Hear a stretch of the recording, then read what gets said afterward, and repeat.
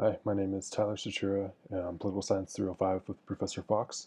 And the topic I chose for my term paper was analyzing the policy process of legalizing recreational marijuana in Colorado and California, and looking at the differences and similarities in those two states and how they handled legalizing recreational marijuana. So, starting off with some background, in 2012, Colorado voters passed Proposition 64, which legalized recreational marijuana in the state. And then 2016, California voters passed Prop 64 as well, which legalized recreational marijuana in California. So both of these states faced uncharted territory regarding how to establish policy for this new industry. They're some of the first few states to legalize recreational marijuana, so they didn't really have anything to go by, and they were kind of on their own for figuring out how to handle this issue. Marijuana is considered a Schedule One drug by the federal government, so both of these states were on their own when it came to handling the issue. They couldn't, look to the federal government for any resources or information.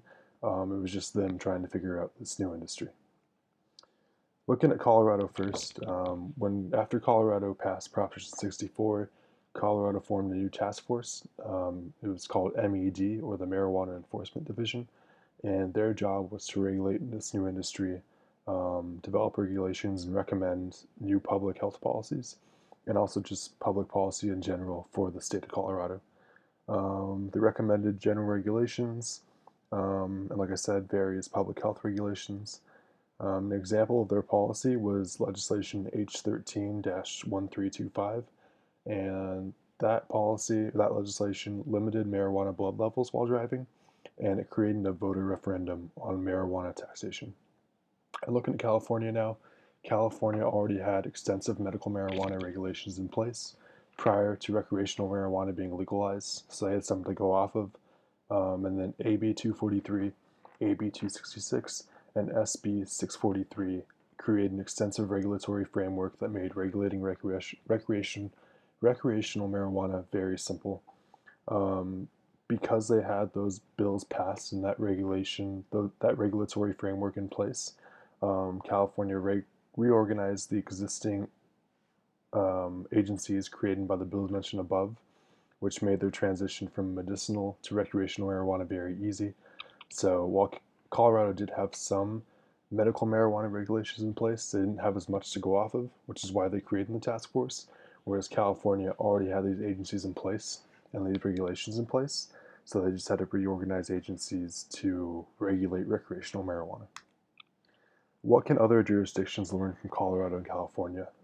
So both Colorado and California were overall successful with implementing public policy for recreational marijuana, but they both did so with different methods. Like I mentioned earlier, Colorado decided to create a task force to fully evaluate Proposition 64, while California chose to reorganize existing regulatory structures to support recreational marijuana.